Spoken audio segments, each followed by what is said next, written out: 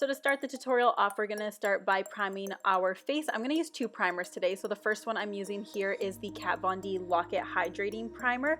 This has been awesome, especially around my nose where I feel like I'm really dry. I feel like my foundation doesn't get as cakey when I use this primer.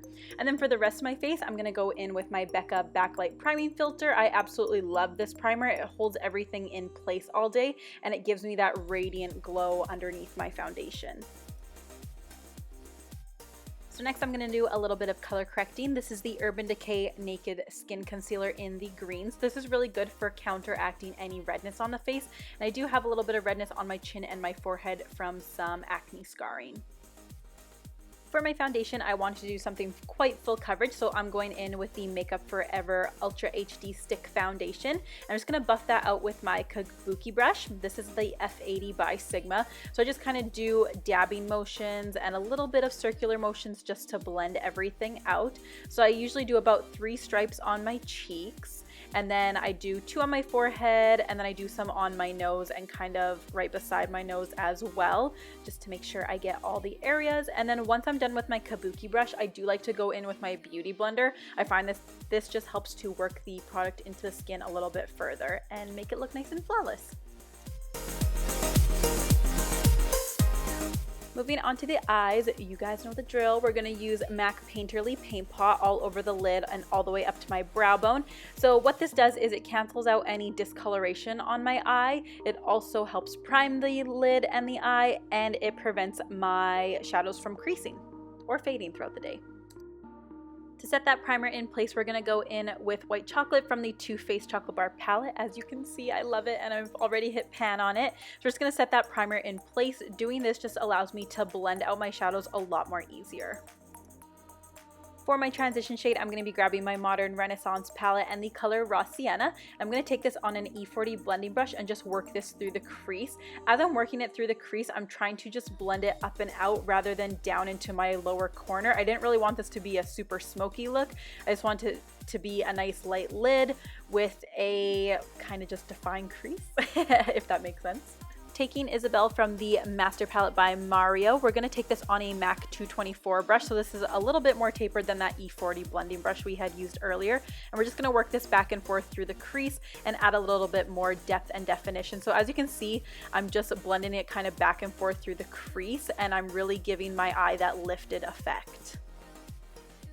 So for the lid, we're going to start with a little bit of MAC Painterly Paint Pot. I always do this when I'm applying something sparkly on my lid, because if I don't, it tends to transfer onto my crease and I want to avoid that. So I'm just packing that from inner to outer corner.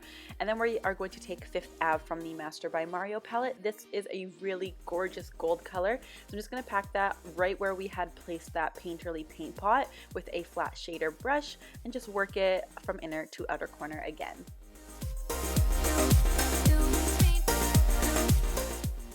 I'm just going to go ahead and take my MAC 224 brush with no additional product and just work that through the crease first. Then I'm going to grab a little bit more of that Isabel and start working that through the crease as well. We just kind of lost some of that definition when we had applied that lid color, and I really want that gold and those warm tones to blend together seamlessly.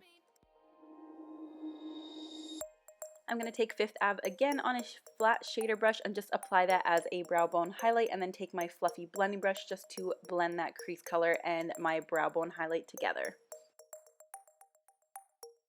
Next, I'm going to prep for my lashes. So I'm going to add Maybelline Eye Studio Gel Liner in black. I'm just going to run a really thin line of this along my upper lash line. If I don't do this, I find my lashes don't blend as well. I'm not really great with lashes yet. I'm still working on them. So I do this, and then I'm also going to tight line my upper lash line using MAC Prolongwear in Black Ice.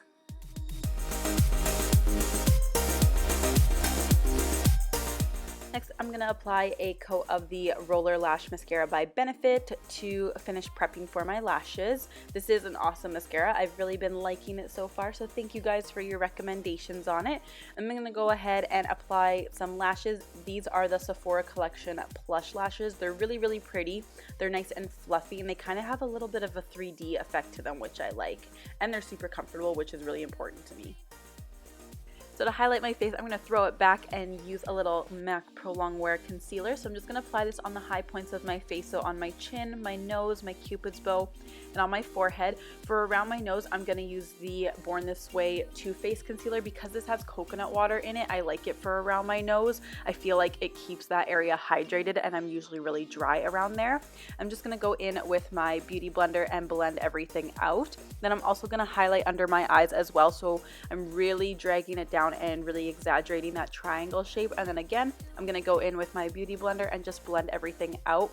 Then I'm going to take my flat top kabuki brush just to blend out the edges so that there are no harsh lines. So I'm going to go ahead and cream contouring using this Makeup Forever palette. I have never cream contoured before, so bear with me. This was my first time. I'm just using a MAC 130 brush, I believe this is, and just using this to chisel out my cheekbones, and then just going ahead and blending that out with a beauty blender just because I found it was looking a little bit too harsh. Just blending it up and doing some directional blending, and then again going in with my beauty blender to smooth it out a little bit more. We're going to do a little bit of baking, so I'm going to take my Laura Mercier Secret Brightening Under Eye Powder and apply this under the eye, so basically in that triangle shape that we had applied the concealer in. And then for the rest of the face, I'm going to take my Laura Mercier Translucent Setting Powder and just apply that in all the other areas we had applied concealer, so on my chin, my nose, around my nose, and on my forehead as well.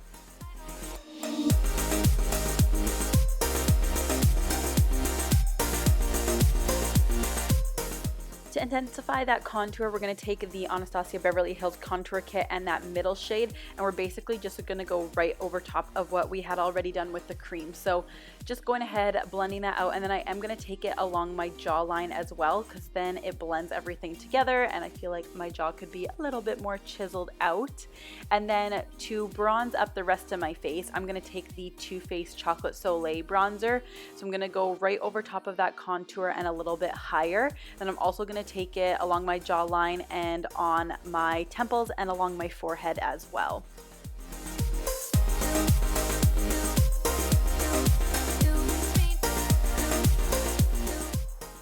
I'm just going to go ahead and bake under my contour and in my smile lines because I always tend to crease in that area.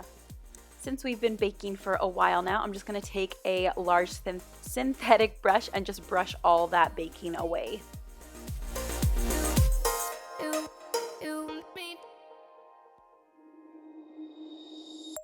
To finish up the eyes, we're going to go back into our Modern Renaissance palette and take Primavera, and we're just going to use this to highlight the inner corners of the eyes to really open them up and make them look nice and wide awake. I didn't want too much on the lower lash line, so all I'm doing is applying Isabel with a dome-shaped brush and running it back and forth, buffing it out. And then I'm going to take my finger as well, just because I found I applied a little bit too much product, and I'm just using my finger to blend that out even further.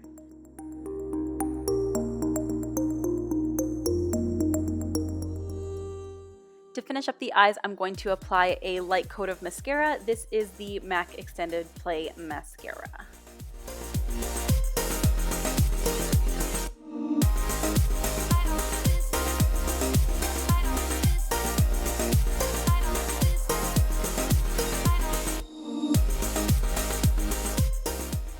I wanted to keep my blush quite natural, so I'm taking Tenderling Blush by MAC. This is a nice nude with a pinky undertone.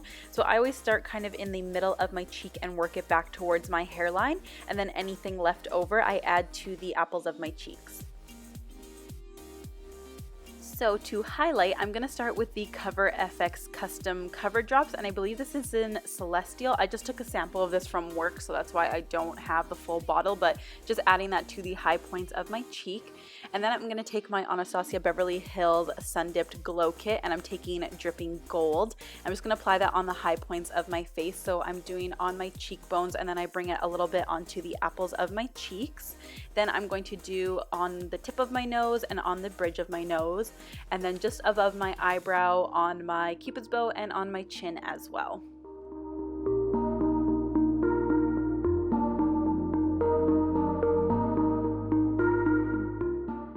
So for my lips, I'm going to go in with Oak Lip Pencil by MAC. I'm going to use this to outline my lips. So I do overdraw my lips a little bit as well, just because I find them a little uneven. So go ahead and do that first.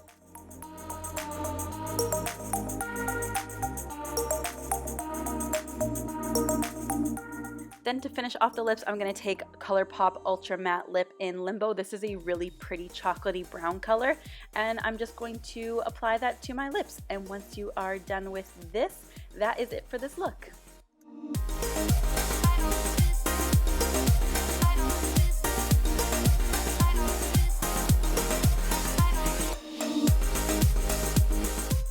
So that is it for this look. I really hope you guys enjoyed it. Please give it a thumbs up if you did. Remember to subscribe to my channel and leave me any comments or suggestions down below on what you guys want to see next. I will see you in the next video.